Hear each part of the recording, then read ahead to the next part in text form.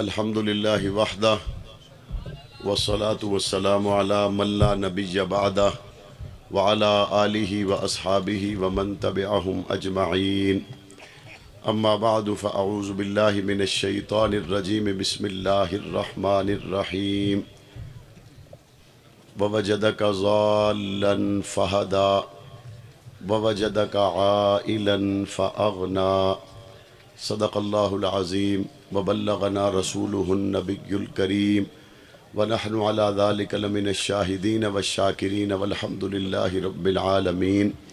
درود پاک پڑھنے کی سعادت حاصل کریں۔ اللہم صلی علی محمد وعلی آل محمد کما صلیت علی ابراہیم وعلی آل ابراہیم انک حمید مجید۔ اللہم بارک علی محمد وعلی آل محمد کما بارکت علی ابراہیم وعلی آل ابراہیم انک حمید مجید۔ آقا نہ ہوتے اجالا نہ ہوتا، آقا نہ ہوتے اجالا نہ ہوتا، یوں دنیا میں انسان کا بول بالا نہ ہوتا۔ بعد الرسل دو جہاں میں یوں صدیق کا رتبہ اعلیٰ نہ ہوتا۔ دریائے نیل کو نہ ملتی روانی، دجلہ سے واپس پیالہ نہ ہوتا۔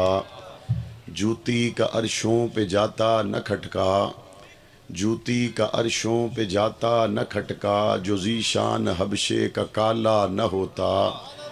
ظلمت نہ چھٹتی سویرا نہ ہوتا، ظلمت نہ چھٹتی سویرا نہ ہوتا، صدیقی اگر کمبلی والا نہ ہوتا۔ واجب الاحترام حضرات علماء اکرام، بزرگان دین، نوجوانان اہل سنت، سالانہ کانفرنس جو آپ کے علاقہ ڈھوک آجری چکوال میں 12 ربیع الاول شریف کو منعقد ہوتی ہے۔ آج 1444 ہجری 12 ربیع الاول کو پھر سے یہ کانفرنس کا انعقاد کیا گیا۔ اللہ کریم تمام ہی منتظمین کو اپنے خزانوں سے بہترین بدلہ عطا فرمائے۔ حضرات قائدین علماء اکرام اسٹیج پر تشریف فرما ہے۔ آپ تھوڑی ہی دیر کے بعد لاکھوں کروڑوں مسلمانوں کے دلوں کی دھڑکن خطیب اسلام، مجاہد اسلام، علامہ غازی اورنگزیب فاروقی صاحب دامت برکاتہم العالیہ کا خطاب سماعت فرمائیں گے۔ چند باتیں تھوڑے سے وقت میں آپ کے گوش گزار کروں گا۔ ربیع الاول میں حضور نبی کریم صلی اللہ علیہ وآلہ وسلم کی ولادت ہے اور پاک پیغمبر کے آنے پر خوشیوں کا اظہار کیا گیا۔ حضور علیہ السلام کی عمر 40 سال ہوئی تو حضور علیہ السلام نے اعلان نبوت کیا۔ یہ بھی مہینہ کوئی اور نہیں بلکہ ربیع الاول کا مہینہ تھا۔ 40 سال تک مکہ میں حضور کا مخالف کوئی بھی نہیں تھا، لیکن جب اعلان نبوت کیا اس وقت حضور سے محبت کرنے والے تھوڑے رہ گئے، مخالفت کرنے والوں کی تعداد بہت زیادہ تھی، اور حضور علیہ السلام نے 13 سال مکہ میں گزارے۔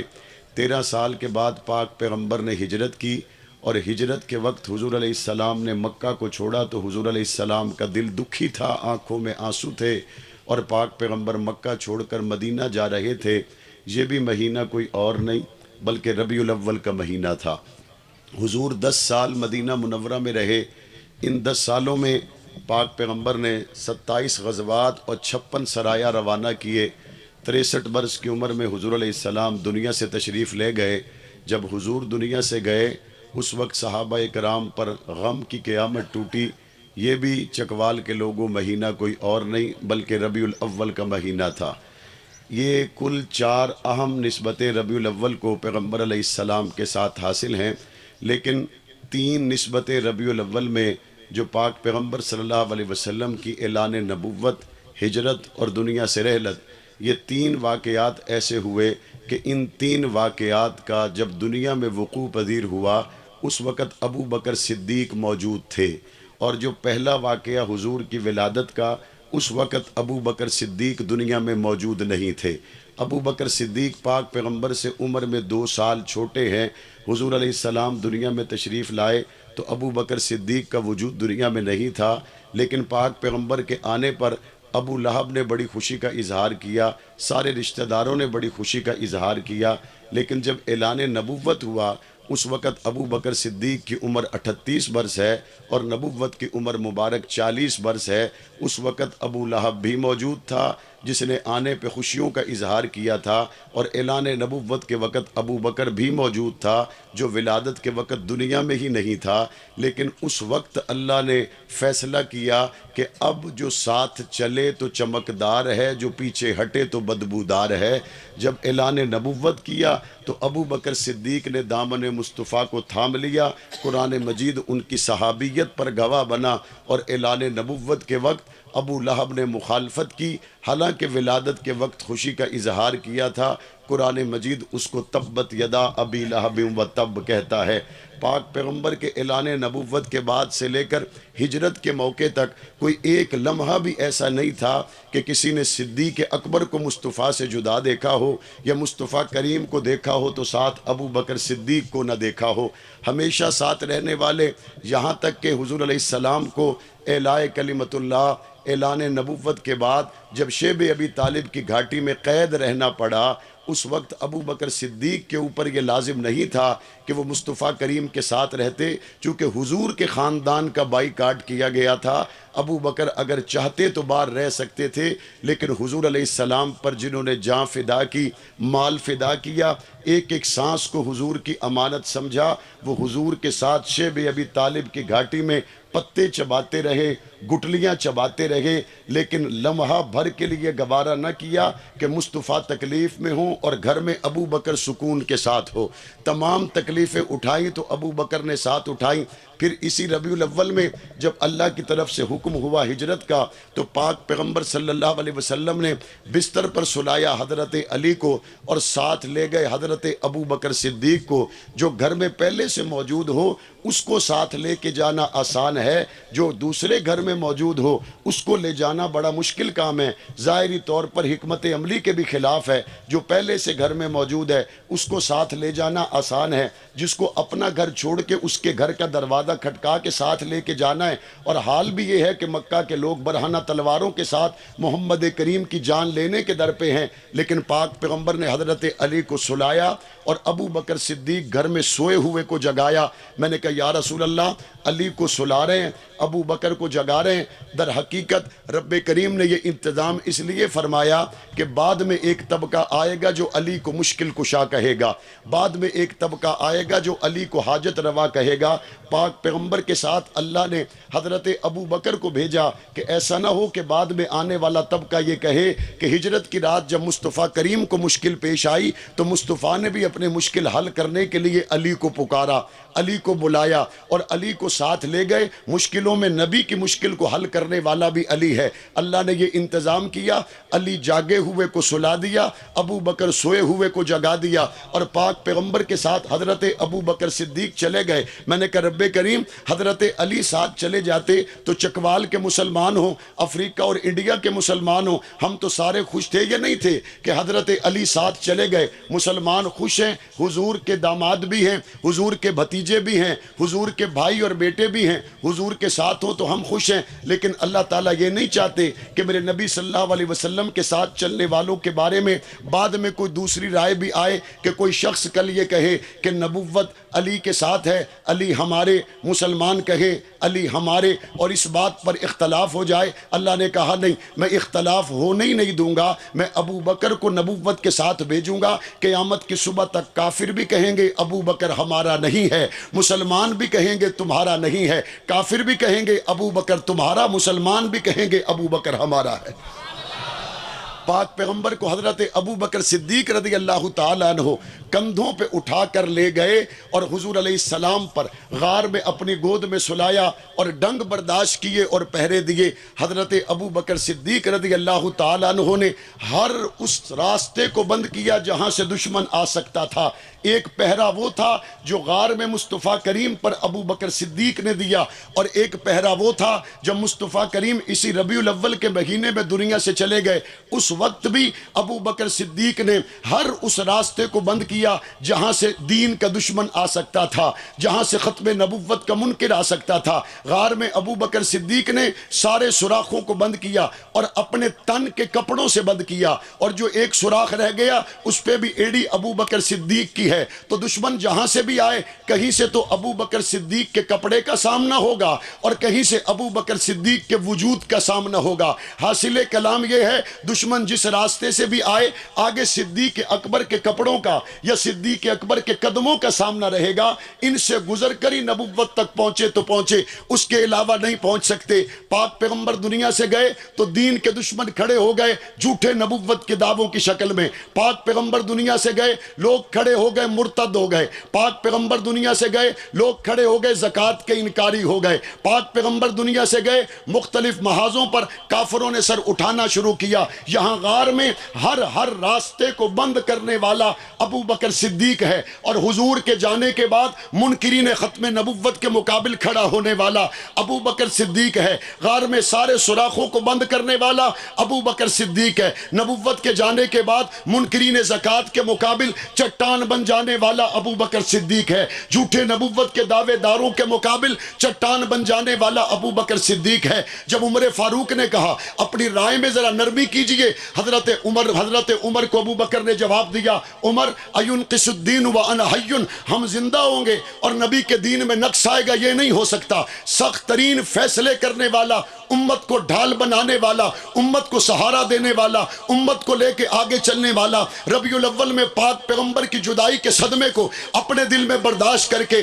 دین محمدی کو آگے لے کے چلنے والا، پاک پیغمبر صلی اللہ علیہ وسلم کے دین کو صحابہ کرام کو حوصلہ اور ہمت دے کر آگے بڑھانے والا، اسی ربیع الاول میں اگر دنیا نے دیکھا تو اس کا نام ابو بکر صدیق تھا۔ پاک پیغمبر کے بعد ایسا نہیں کہ ابو بکر کو حضور کی جدائی کا صدمہ نہ ہو، ابو بکر کے دل پہ پاک پیغمبر کی جدائی کا صدمہ اتنا گہرا تھا۔ 2 سال کے بعد جب ابو بکر کا جنازہ اٹھا، حضرت ابو بکر کے گھر میں لگے ہوئے مکڑی کے جالے بھی سیاہ ہو چکے تھے۔ وجہ یہ تھی کہ حضور کے جانے کے بعد ابو بکر کا کلیجہ حضور کی محبت میں اس طرح آگ جیسا پکتا رہتا کہ ان 2 سالوں میں ایک لمحہ بھی نہیں گزرا جب ابو بکر کے بدن پر بخار نہ ہو۔ لیکن میں نے کیا دیکھا، ابو بکر صدیق نے عشق مصطفیٰ کو، ابو بکر صدیق نے تعلیمات مصطفیٰ کو، ابو بکر صدیق نے مصطفی مشن کو اٹھا لیا اور اپنے دل میں مصطفیٰ کی جدائی کے زخم کو دبا لیا۔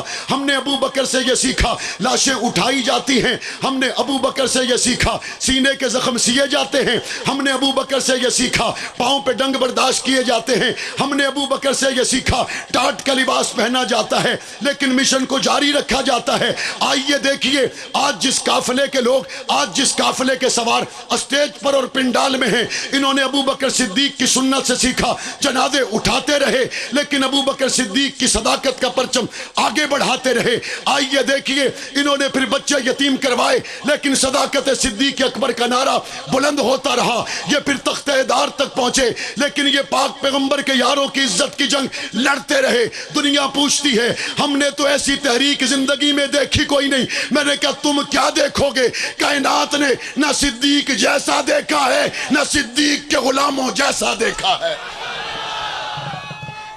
یہ صدیق اکبر کے غلام ہیں۔ یہاں پہ لوگ دعوے کرتے ہیں، یہاں پہ لوگ دعوے کرتے ہیں اور ٹی وی پہ آ کے اپنی تقریر میں کہتے ہیں جتنا میں یورپ کے جانتا ہوں اتنا کوئی نہیں جانتا۔ یہاں پہ لوگ ٹی وی پہ آ کے کہتے ہیں جتنا میں سیاست کو جانتا ہوں کوئی نہیں جانتا۔ یہاں پہ لوگ تقاریر میں کہتے ہیں جتنا مجھے دنیا کے نظام سے سیکھنے کا موقع ملا اور کسی کو اتنا نہیں ملا۔ میں نے کہا یہ اتنی بڑی بڑی باتیں کرنے والے اتنی جلدی زمین بوس اس لیے ہو جاتے، انہوں نے جن سے سیکھا تھا وہ بھی کمزور تھے اور یہ خود بھی کمزور تھے۔ ہم کمزور ضرور ہیں لیکن ابو بکر کمزور نہیں ہے۔ ہم کمزور ضرور ہیں لیکن مصطفیٰ کے مرید کمزور نہیں ہیں۔ 1400 سال کے بعد گولیاں سہ کر، ہتھ کڑیاں پہن کر، بیڑیاں پہن کر، تخت دار کو چوم کر، اگر صدیق اکبر کے غلام حضور کی ختم نبوت کے پہرے کے لیے بیدار ہیں یا نہیں ہیں، صحابہ اہل بیت کی ناموس کے لیے بیدار ہیں یا نہیں ہیں، اگر یہ بیدار ہیں تو صدیق اکبر کی بیداری کا عالم کیا ہوگا۔ گاڑیوں کے پیچھے لکھتے ہو ماں باپ کی دعا. تجھے ماں باپ کی دعا لگتی ہے, صدیق کو نبی کی دعا نہیں لگتی. کہتے پیروں کی دعا, تجھے پیروں کی دعا لگتی ہے, عمر کو حسین کے نانے کی دعا نہیں لگتی. 1400 سال کے بعد آج غلامان صحابہ میں اللہ نے یہ تاثیر رکھی ہے, جنازے اٹھانے پر, ہتھ کڑیاں پہننے پر, مشکلات کے سمندر عبور کرنے پر, بچوں بوڑھوں جوانوں کی زبانوں پر صحابہ ہے. تو پھر یہ کیسے ہو سکتا ہے کہ مصطفیٰ کے مرید بدل گئے ہوں؟ آج کی اس کانفرنس میں 12 ربیع الاول کو پنجاب کے وزیر اعلیٰ پرویز الہی کو پیغام دینا چاہتا ہوں, اور اسمبلی کی تقریر میں بھی انشاءاللہ دوں گا.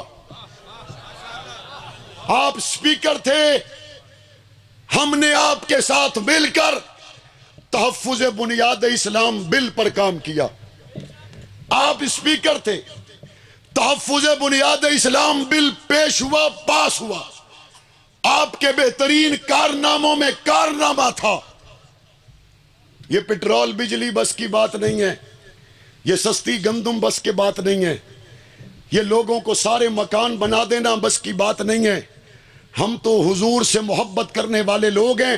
آج 12 ربیع الاول کے روز کہہ رہے ہیں, وزیر اعلیٰ کے سیکٹریٹ میں میں نے معلومات کی ہے, تحفظ بنیاد اسلام بل کو اس وقت سے لے کے آج تک روک کر رکھا گیا. وزیر اعلیٰ صاحب, آپ اسپیکر تھے, تحفظ بنیاد اسلام بل آیا, آج آپ وزیر اعلیٰ ہیں, آپ اپنے سیکٹریٹ سے تحفظ بنیاد اسلام بل کو نکالیں, گورنر ہاؤس بھیجیں, گورنر سے دستخط کروانا معاویہ اعظم کا کام ہے.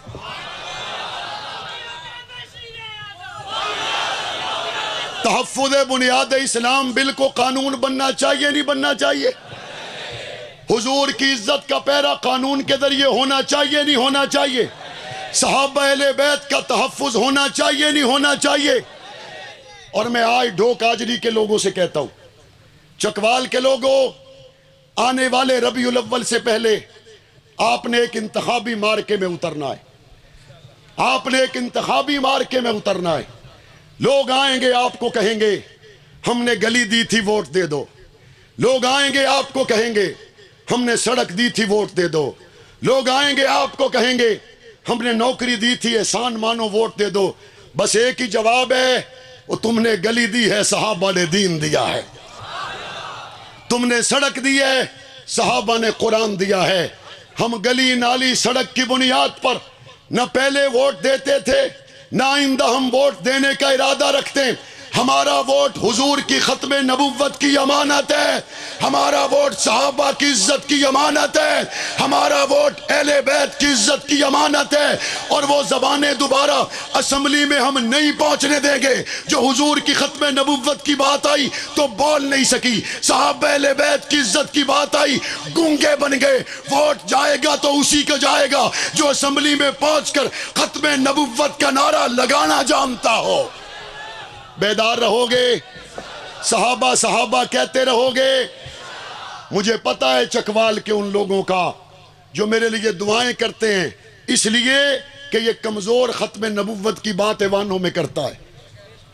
لیکن میں آپ سے کہنا چاہتا ہوں, کوئی ایک اور بھی تو وہاں جانا چاہیے, آپ کے ذریعے جانا چاہیے, آپ کے ووٹوں سے جانا چاہیے.